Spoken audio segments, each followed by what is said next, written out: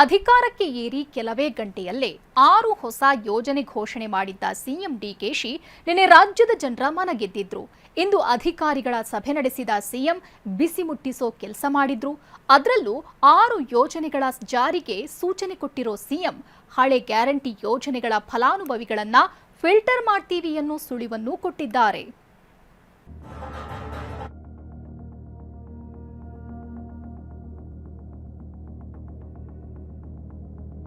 ನಮ್ಮ ಸರ್ಕಾರ ಯಾವುದೇ ಜಾತಿ ಧರ್ಮ ಯಾವ ಪ್ರೆಷರ್ ಕೂಡ ಯಾರು ಇದಕ್ಕೆ ಭಾಗಿಯಾಗಬೇಡಿ.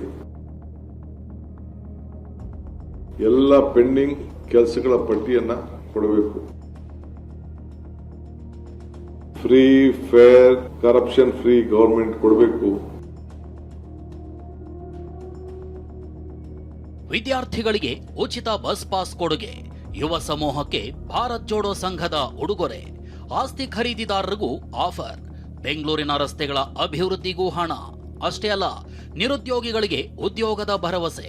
ನೆನೆ ರಾಜ್ಯದ ಅಧಿಕಾರದ ಚುಕ್ಕಾಣಿ ಹಿಡಿದಿದ್ದ ಡಿಕೆಶಿ ಪ್ರಮಾಣ ವಚನ ಸ್ವೀಕರಿಸಿ ಕೆಲವೇ ಗಂಟೆಗಳಲ್ಲೇ 6 ಹೊಸ ಘೋಷಣೆ ಮಾಡಿದ್ರು.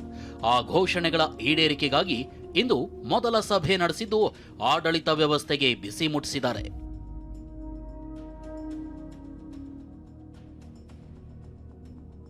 ನೆನ್ನೆ 6 ಘೋಷಣೆ, ಇಂದು ಯೋಜನೆ ಜಾರಿಗೆ ಕಟ್ಟಪ್ಪಣೆ. ಅಧಿಕಾರಿಗಳ ಸಭೆ ನಡೆಸಿ ಖಡಕ್ ವಾರ್ನಿಂಗ್ ಕೊಟ್ಟ ಸಿಎಂ. ನಾನೇ ಬೇರೆ, ನನ್ನ ಕೆಲಸದ ರೀತಿನೇ ಬೇರೆ ಅಂತ ರಾಜ್ಯ ರಾಜಕಾರಣದಲ್ಲಿ ಗುರುತಿಸಿಕೊಂಡವರು ಡಿಕೆ ಶಿವಕುಮಾರ್. ನೆನ್ನೆ ರಾಜ್ಯದ ಮುಖ್ಯಮಂತ್ರಿಯಾಗಿ ಪ್ರಮಾಣ ವಚನ ಸ್ವೀಕರಿಸುತ್ತಿದ್ದಂತೆ ವಿದ್ಯಾರ್ಥಿಗಳಿಗೆ ಉಚಿತ ಬಸ್ ಪಾಸ್ ಸೇರಿದಂತೆ 6 ಹೊಸ ಘೋಷಣೆ ಮಾಡಿದ್ರು. ಇದೇ ಘೋಷಣೆಗಳನ್ನ ಕಾರ್ಯರೂಪಕ್ಕೆ ತರೋ ಸಂಬಂಧ ಇಂದು ವಿಧಾನಸೌಧದಲ್ಲಿ ಅಧಿಕಾರಿಗಳು ಸಚಿವರ ಜೊತೆ ಸಭೆ ನಡೆಸಿದ್ರು. ಇದೇ ಸಭೆಯಲ್ಲಿ ಅಧಿಕಾರಿಗಳಿಗೆ ಖಡಕ್ ಎಚ್ಚರಿಕೆ ಕೊಟ್ಟಿದ್ದಾರೆ.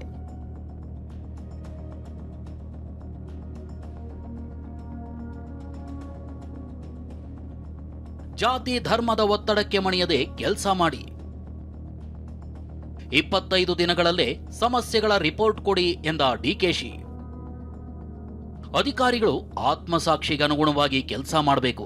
ಧರ್ಮ ಜಾತಿ ಯಾವುದೇ ಒತ್ತಡಕ್ಕೆ ಮಣಿಯುವಂತಿಲ್ಲ. ಅಷ್ಟೇ ಅಲ್ಲ, ಶಾಸಕರು ಸಚಿವರ ಒತ್ತಡಕ್ಕೂ ಮಣಿಯದೆ ಕೆಲಸ ಮಾಡಿ ಎಂದ ಡಿಕೆಶಿ. ಎಲ್ಲಾ ಇಲಾಖೆಗಳಲ್ಲಿ ಬಾಕಿ ಕೆಲಸಗಳು ಕಂಪ್ಲೀಟ್ ಆಗಬೇಕು. 25 ದಿನದಲ್ಲಿ ಅಧಿಕಾರಿಗಳು ರಿಪೋರ್ಟ್ ಕೊಡಬೇಕು ಅಂತ ಎಲ್ಲಾ ಇಲಾಖಾ ಮುಖ್ಯಸ್ಥರಿಗೆ ಕಟ್ಟಪ್ಪಣೆ ಮಾಡಿದ್ದಾರೆ. ಅದರಲ್ಲೂ ನೆನ್ನೆ ಘೋಷಣೆಯಾಗಿರೋ ಉಚಿತ ಬಸ್ ಪಾಸ್ ಸೇರಿದಂತೆ 6 ಯೋಜನೆಗಳನ್ನ ಸರಿಯಾದ ರೀತಿಯಲ್ಲಿ ಕೂಡಲೇ ಜಾರಿಗೊಳಿಸುವಂತೆ ಸೂಚಿಸಿದ್ದಾರೆ.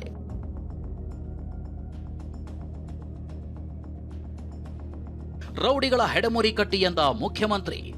ಇನ್ನು ರೌಡಿಸಂ ಮಟ್ಟ ಹಾಕಲು ಪಣ ತೊಟ್ಟಿರೋ ಸಿಎಂ ರೌಡಿಗಳ ಹೆಡಮುರಿ ಕಟ್ಟಿ ಜೂಜು ಡ್ರಗ್ಸ್ಗೆ ಆಸ್ಪದ ಬೇಡ ಅಂತ ಪೊಲೀಸ್ ಇಲಾಖೆಗೂ ವಾರ್ನಿಂಗ್ ಮಾಡಿದ್ದಾರೆ.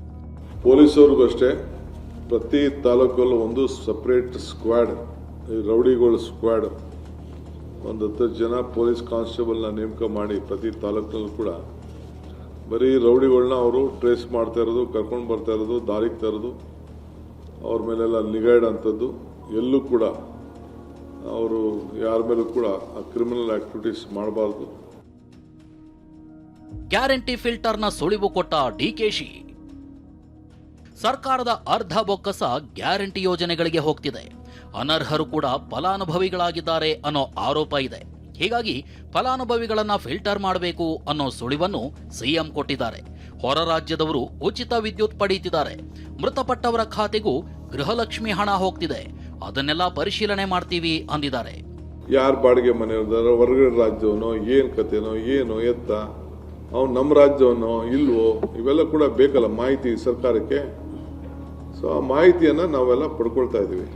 ನನಗೆ ಹಿಸ್ಟ್ರಿ ಬರೆಯೋಕೆ ಓದೋಕೆ ಇಷ್ಟ ಇಲ್ಲ, ಇತಿಹಾಸ ನಿರ್ಮಾಣ ಮಾಡಬೇಕು, ಸಾಕ್ಷಿ ಗುಡ್ಡೆ ಇರಬೇಕು ಅಂತಾನೂ ಅಧಿಕಾರಿಗಳಿಗೆ ಸೂಚನೆ ಕೊಟ್ಟಿದ್ದಾರೆ. ನನಗೆ ಹಿಸ್ಟ್ರಿ ರೀಡ್ ಮಾಡೋಕ್ಕಾಗಲಿ, ಹಿಸ್ಟ್ರಿ ರೈಟ್ ಮಾಡೋಕ್ಕಾಗಲಿ, ಬರೆಯೋಕ್ಕಾಗಲಿ, ಹಿಸ್ಟ್ರಿ ಓದೋಕ್ಕಾಗಲಿ, ಹಿಸ್ಟ್ರಿನ ಬರೆಯೋಕ್ಕಾಗಲಿ ಇಷ್ಟ ಇಲ್ಲ. ಹಿಸ್ಟ್ರಿ ನಿರ್ಮಾಣ ಮಾಡಬೇಕು. ಏನಾದರೂ ಸಾಕ್ಷಿ ಗುಡ್ಡೆಗಳನ್ನ ಬಿಟ್ಟು ಹೋಗ್ಬೇಕು. ಉಚಿತ ಬಸ್ ಪಾಸ್ ನಿರ್ಧಾರ, ವಿದ್ಯಾರ್ಥಿಗಳು ಖುಷಿ. ರಾಜ್ಯದಲ್ಲಿ ಮಹಿಳೆಯರಿಗೆ ಮಾತ್ರ ಉಚಿತ ಬಸ್ ಪ್ರಯಾಣದ ಅವಕಾಶವಿತ್ತು. ಈಗ ವಿದ್ಯಾರ್ಥಿಗಳಿಗೂ ಉಚಿತ ಬಸ್ ಪಾಸ್ ಸಿಗಲಿದೆ. ಇದರಿಂದ ವಿದ್ಯಾರ್ಥಿಗಳು ಖುಷಿಯಾಗಿದ್ದಾರೆ. ಬೆಂಗಳೂರಿನಲ್ಲಿ ಎನ್ಎಸ್ಯುಐ ಘಟಕ ಪಟಾಕಿ ಸಿಡಿಸಿ ಸಂಭ್ರಮಾಚರಣೆ ಮಾಡಿದೆ. ಡಾಕ್ಟರ್ ಮನಮೋಹನ್ ಸಿಂಗ್ ವಿವಿ ಮುಂದೆ ಸಂಭ್ರಮಿಸಿದ್ದಾರೆ. ಎಬಿವಿಪಿ ಸಂಘಟನೆ ಕೂಡ ಸಿಎಂ ನಿರ್ಧಾರವನ್ನ ಸ್ವಾಗತಿಸಿದೆ. ನಾವು ಮೊದಲು ಹಳ್ಳಿದಿಂದ ಬರ್ತಿದ್ವಿ ಮತ್ತು ಬಸ್ಗಳು ಭಾಳ ಪ್ರಾಬ್ಲಮ್ ಇತ್ತು. ಬಸ್ ಬರಬೇಕಂದ್ರೆ ಪಾಸ್ ಮಾಡಿಸ್ಬೇಕಿತ್ತು, ಎಲ್ಲ ಅರ್ಜಿ ಮಾಡಬೇಕಂದ್ರೆ ತ್ರಾಸಾಗ್ತಿತ್ತು. ನಿನ್ನೆ ನೂತನ ಮುಖ್ಯಮಂತ್ರಿ ಆಗಿದ್ದ ಡಿ ಕೆ ಶಿವಕುಮಾರ್ ಅವರು ಮಕ್ಕಳಿಗೆ ತೊಂದರೆ ಆಗಬಾರ್ದಂತ ಬಸ್ ಫ್ರೀ ಮಾಡಿದರು. ಡಿ ಕೆ ಶಿವಕುಮಾರ್ ಅವರು ಪಾಸ್ ಮಾಡಿಕೊಟ್ಟು ಫ್ರೀ ಪಾಸಿಂದ ಉಪಯೋಗ ಆಗ್ತಿದೆ. ಡೈಲಿ ನಮ್ಮೂರಿಂದ ನಗರಕ್ಕೆ 30 ರೂಪಾಯಿ ಆಗ್ತಿತ್ತು. ಇವಾಗ ಅವರು ಪಾಸ್ ಮಾಡ್ಕೊಳ್ಳೋದ್ರಿಂದ ನಮಗೆ ಉಪಯೋಗ ಆಗಿದೆ. ಅದೇ ದುಡ್ಡು ಬೇರೆ ಇದಕ್ಕೆ ಬಳಸ್ಕೋಬೋದು. ಕೊಟ್ಟಿದ್ದ ಚಲೋ ರೀ, ಸ್ಟೂಡೆಂಟಿಗೆ ಚಲೋ ರೀ. ಇದು ಅವಾಗ ಮಾಡ್ಬೇಕಿತ್ತು ರೀ ಇದನ್ನು ಫ್ರೀ ಬಸ್ ಹುಡುಗರಿಗೆ. ಅದು ರೀ ಅಂದ್ರೆ ಕಾಲೇಜಿಗೆ ಬರಾರಿ ಒಂದಿಷ್ಟು ಮಂದಿ ಕಾಲೇಜ್ ಫೀಸ್ ಕಟ್ಟೋದಾಗುದಿಲ್ಲ ರೀ. ಬಸ್ ಪಾಸ್ ಎಲ್ಲಿ ಮಾಡಿಸ್ಬೇಕನ್ನೋ ಗೊತ್ತಾಗ್ಲಾರ್ಕ ಅಧಿಕಾರದ ಚುಕ್ಕಾಣಿ ಹಿಡಿದ 24 ಗಂಟೆಯಲ್ಲೇ ಅಧಿಕಾರಿಗಳ ಸಭೆ ನಡೆಸಿ ಮುಖ್ಯಮಂತ್ರಿ ಶಿವಕುಮಾರ್ ಯೋಜನೆಗಳನ್ನ ಜಾರಿಗೆ ತರುವಲ್ಲಿ ಅಧಿಕಾರಿಗಳು ಶ್ರಮ ವಹಿಸಬೇಕು ಅಂತ ಕಟ್ಟಪ್ಪಣೆ ಮಾಡಿದ್ದಾರೆ.